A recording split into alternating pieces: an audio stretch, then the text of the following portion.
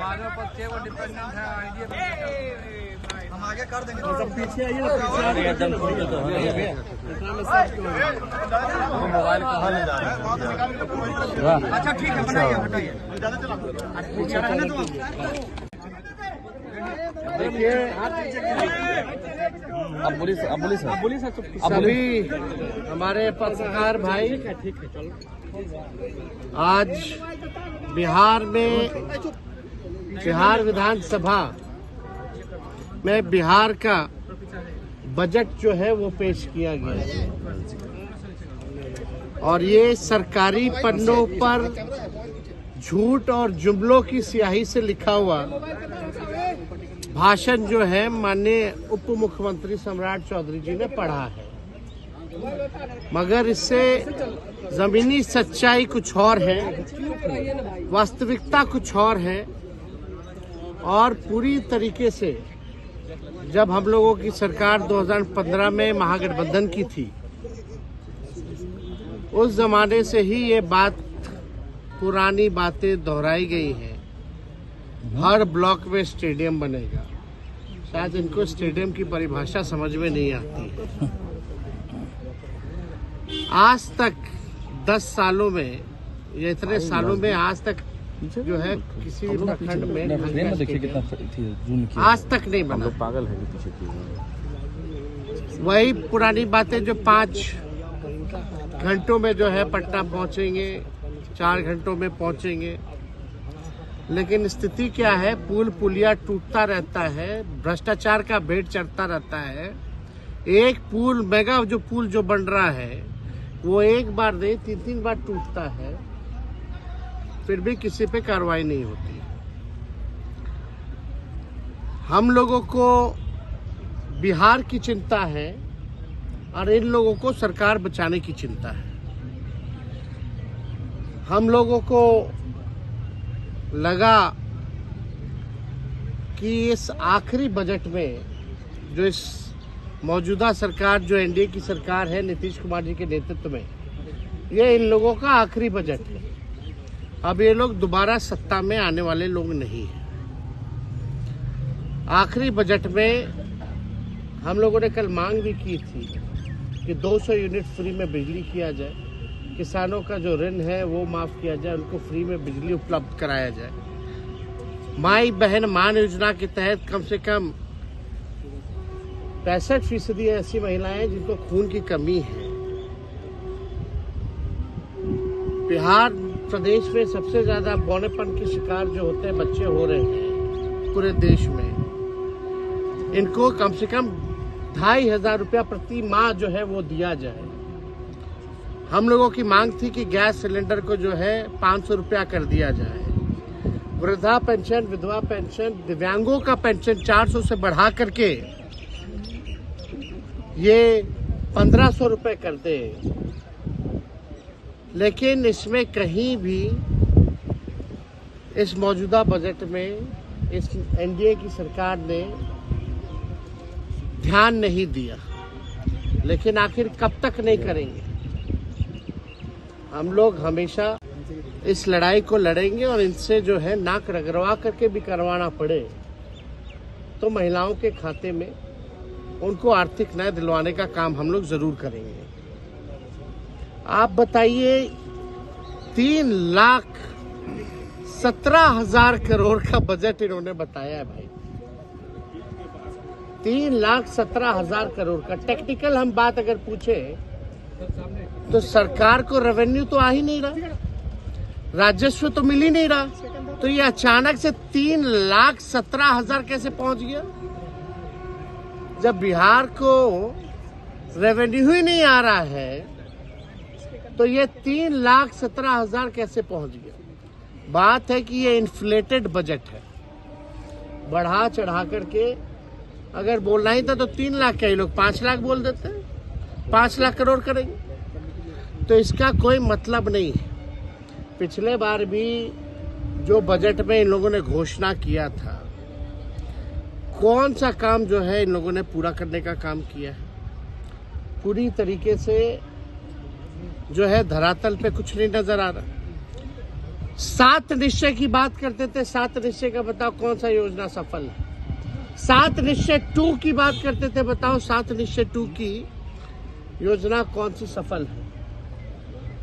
कोई तो योजना सफल नहीं हो पा रहा। ये पूरी तरीके से बिहार के हित में ये बजट है ही नहीं। ये केवल कागजों पर जो है ये बजट जो है केवल रह जाएगा, जैसा कि हम लोगों ने पूर्व में भी देखा है।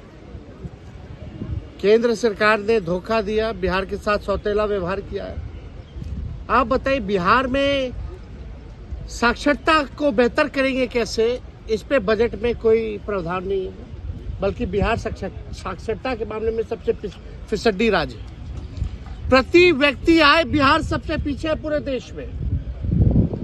प्रति व्यक्ति निवेश बिहार जो है सबसे पीछे है।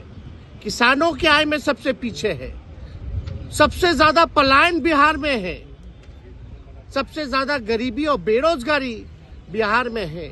कहीं कारखाने खोलने की बात नहीं कही गई, कहीं फैक्ट्री लगाने की बात नहीं कही गई। कहीं भी आप देखिएगा नौकरी, रोजगार कैसे नौजवानों को उपलब्ध कराएंगे इसकी बात नहीं की गई। कैसे पेपर लीक रोकेंगे इसकी बात कहीं नहीं कही गई। पूरी तरीके से लॉ एंड ऑर्डर के बारे में कोई चर्चा नहीं, बल्कि अपराधी जो हैं आजकल प्रशासन के लोग जो है वो असुरक्षित महसूस कर रहे हैं। पुलिस कर्मियों को जो है मारा जा रहा है, कभी कौन माफिया मार दे रहा, सर फोड़ दे रहा, कभी गोली चला दे रहा। पुलिस का मॉडर्नाइजेशन कैसे हो इसके बारे में कोई चर्चा इस बजट में नहीं है। भैया हम लोग लगे हुए हैं, हमने शुरू में भी प्रेस कॉन्फ्रेंस में कहा और हमने कल मांग भी की थी कि अगर माई बहन मान योजना का कॉपी भी करना तो कर लीजिए। हमने डेटा भी दिया था। नेशनल हेल्थ का जो सर्वे जो हुआ था उसमें बिहार जो है महिलाओं को खून की कमियां हैं। 65% महिला बहुत बड़ा है। बच्चे जो पैदा होते हैं बौनेपन का शिकार हो जाते हैं, जो भविष्य है। महंगाई है, गरीबी है, इनको आर्थिक न्याय मिलना चाहिए। तो सरकार कितना भी कोशिश कर रहे हैं, हम लोगों को जो भी करना पड़े इन महिलाओं को आर्थिक न्याय दिलाने की, ये हम लोग हमेशा मजबूती ढंग से हम लोग जो है इस बात को मनवाएंगे। और ये लोग नहीं करेंगे तो आने वाला जो हम लोगों का सरकार होने जा रहा है, पहले महीने से ही माई बहन मान योजना, इस योजना की शुरुआत करेंगे और माताएं बहनों को 2500 रुपया हम लोग देंगे। हमारा इस पे डिटेल में सदन में भाषण होगा। उस भाषण में एक एक चीज का जो है इन लोगों का पोल हम लोग खोलने का काम करेंगे। झूठ का पुलिंदा चलने वाला नहीं है। हम तो अपेक्षा किए थे जरा बता देते कि गुजरात को क्या क्या मिला, भारत सरकार में क्या क्या गुजरात को दिया और क्या क्या बिहार को दिया। इसके बारे में भी चर्चा करनी चाहिए थी। बताना चाहिए था कि बिहार को केंद्र सरकार ने कितना दिया और गुजरात को कितना दिया। तो इसके बारे में कोई चर्चा नहीं। हालांकि अब इस सरकार से बिहार की जनता मायूस तो पहले से ही थी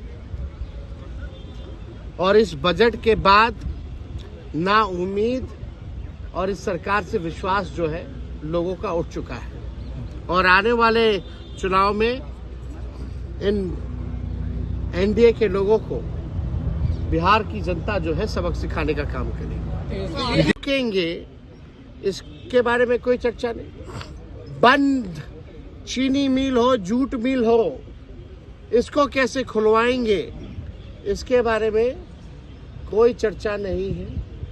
दिव्यांग भाइयों के बारे में कोई चर्चा नहीं है। महिलाओं को आर्थिक न्याय देने के बारे में कोई चर्चा नहीं है। ये हवाई फल्ला चीज चलाएंगे, फल्ला चीज चलाएंगे। अरे तुम बस चलाओगे, कुछ चलाओगे तो बताओ कितना बस चलाओगे, कहां से चलाओगे, कौन से शहरों में चलेगा या कैसे ट्रेनिंग दिलवाइएगा, क्या है उसका? केवल हवाई नॉर्मल बिहार ट्रांसपोर्टेशन का बस तो चल नहीं पाता है। आप लोगों ने भी देखा होगा बिहार में ट्रांसपोर्टेशन नाम की कोई चीज नहीं है।